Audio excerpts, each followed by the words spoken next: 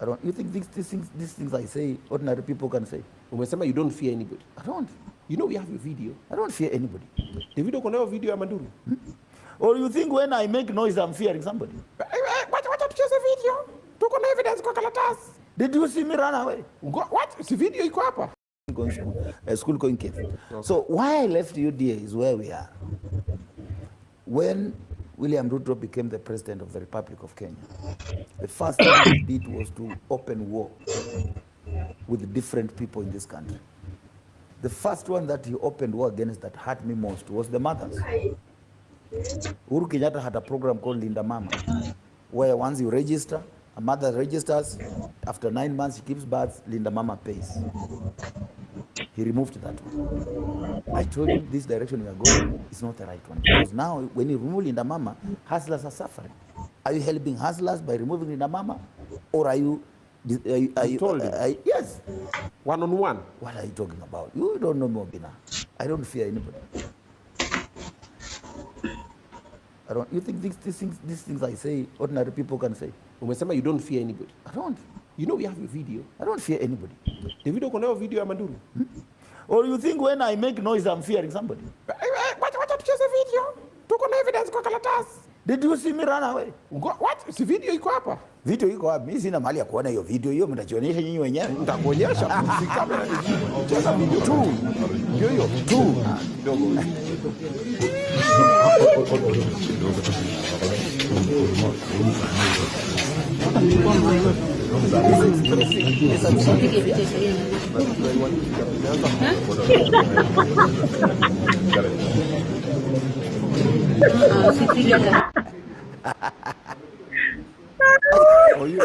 Duri imekataa kutoka, wachana naye.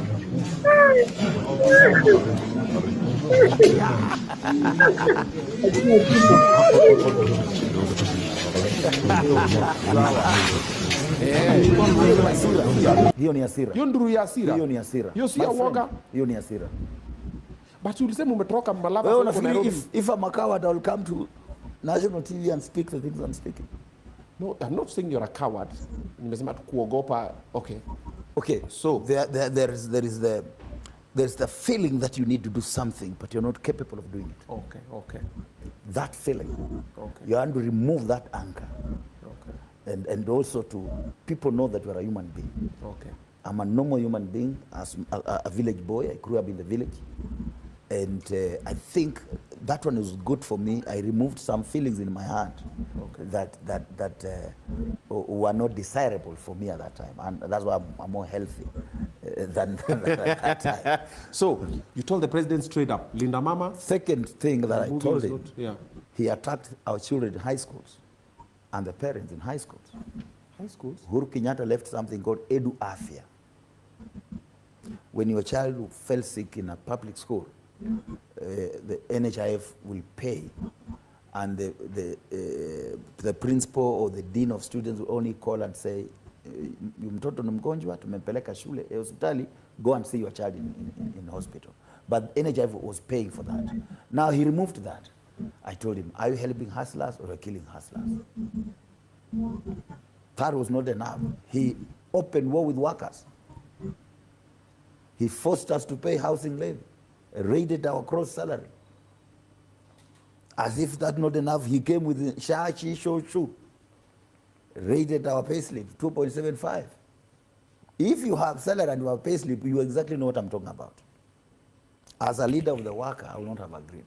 So there were many valid reasons why I parted with William Ruto and UDA. So you spoke with him? Yes. Personally?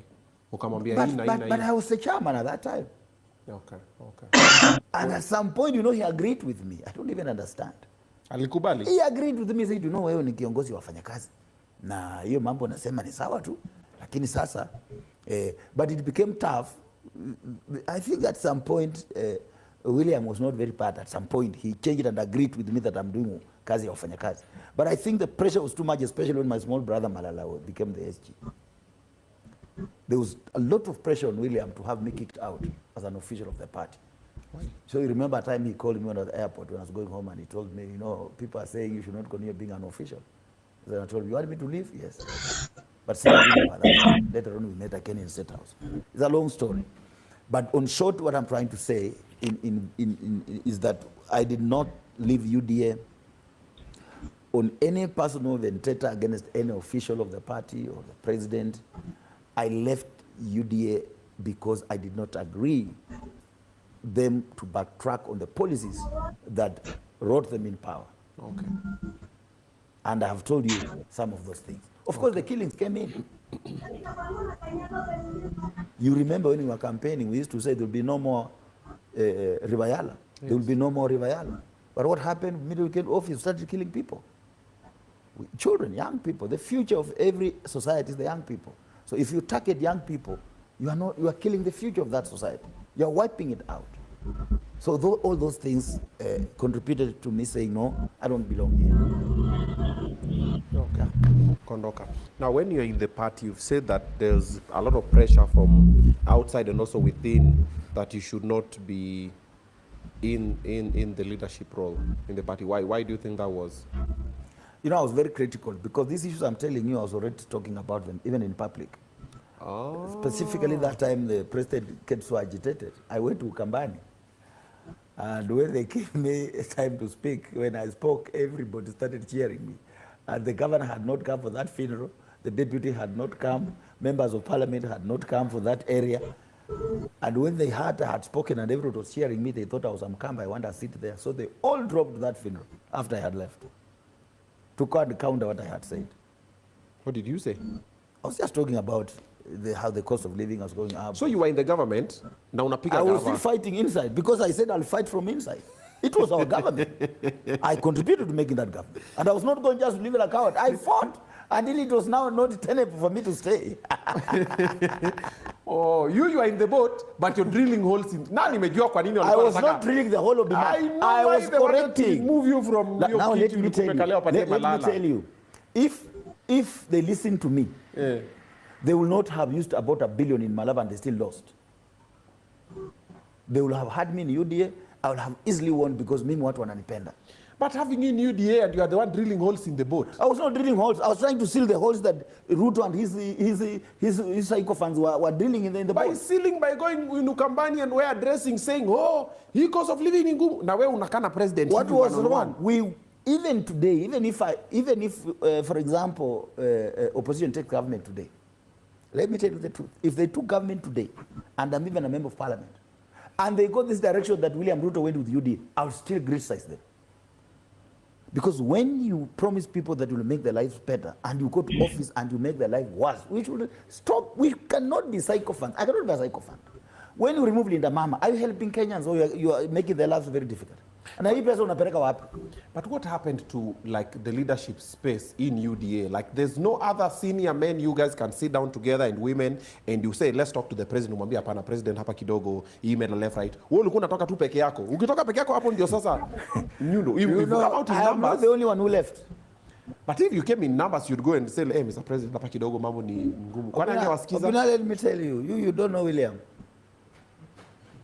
I know William. Sometimes he listens to himself.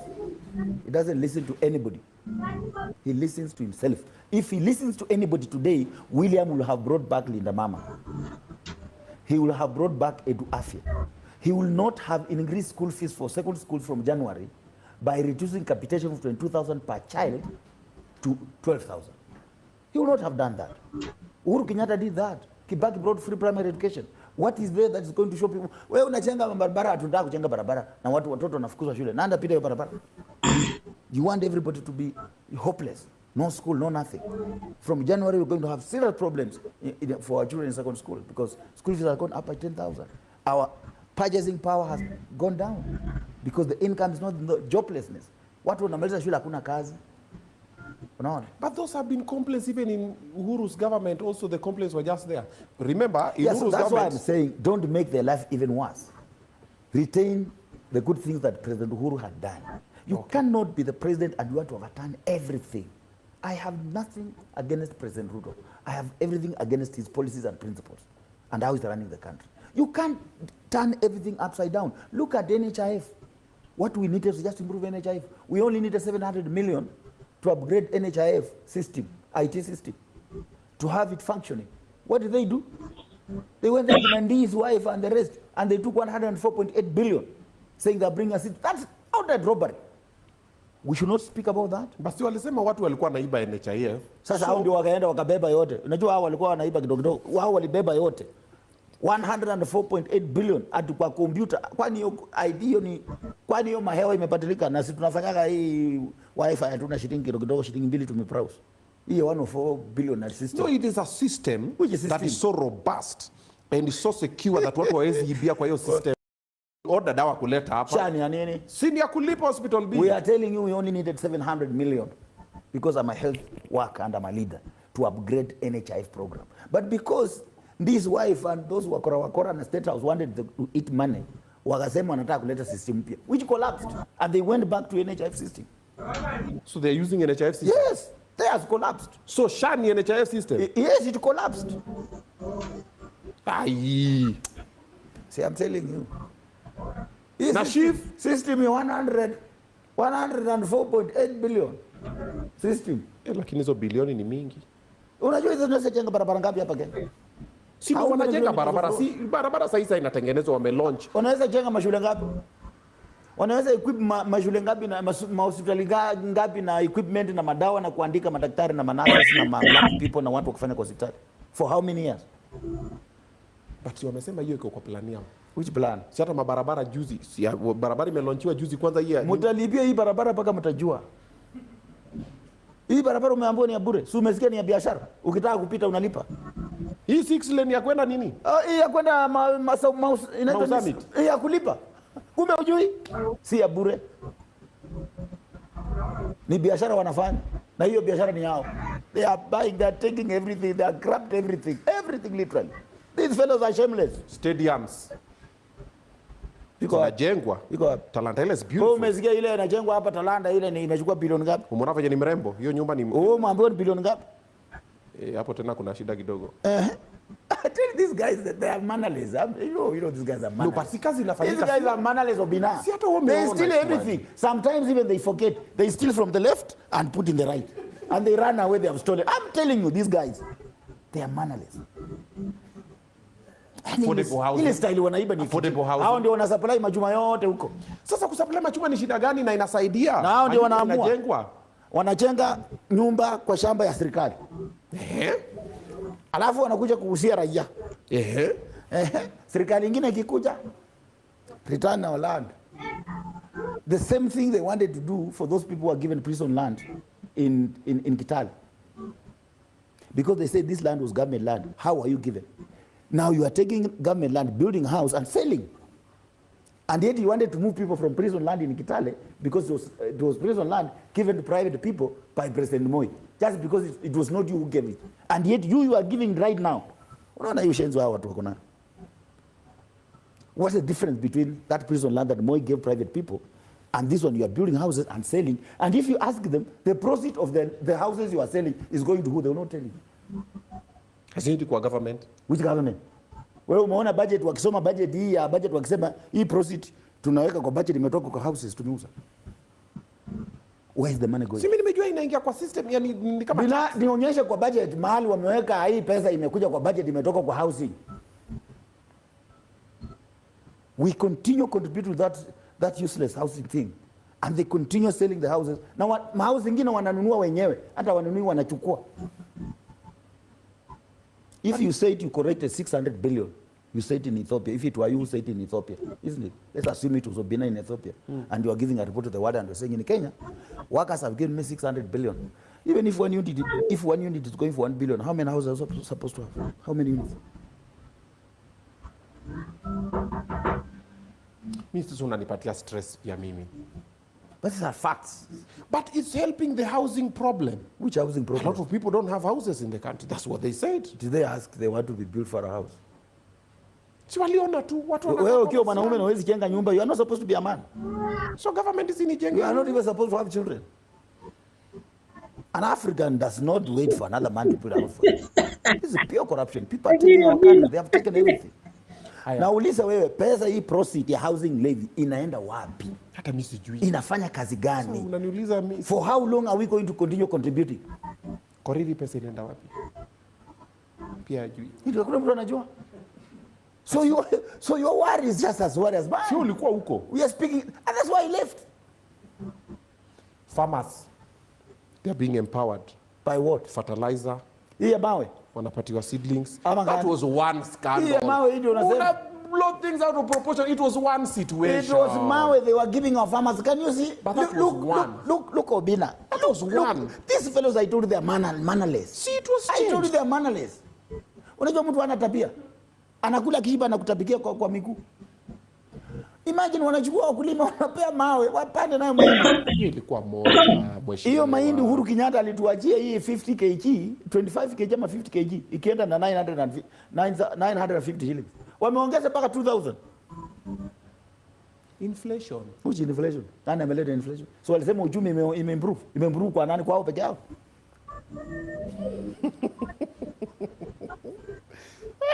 Uchumi imeimprove wamesema. Shilingi imetoka sijui 180 imekuja 120 something. Ime stabilize 128. Why now fertilizer going up instead of coming down? You know if the economy is improving, watu tuone kwa mifuko yetu.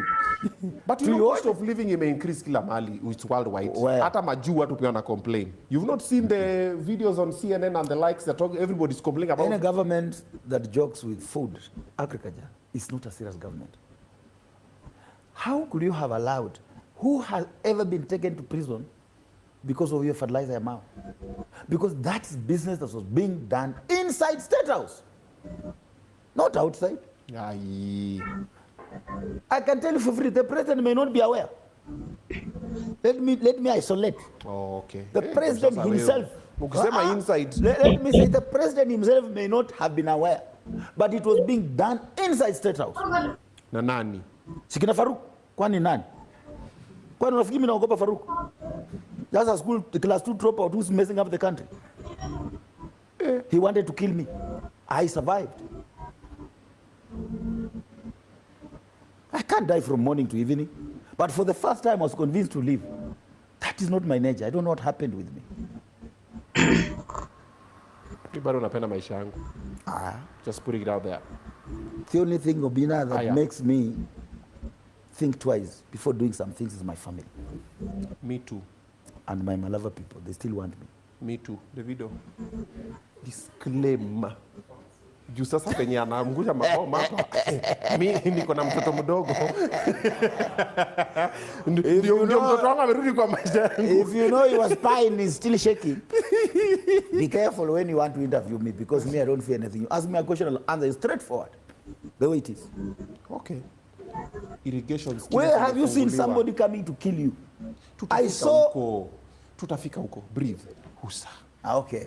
Okay. Let me relax. Bado tuko kwa water cameras doing. Doing.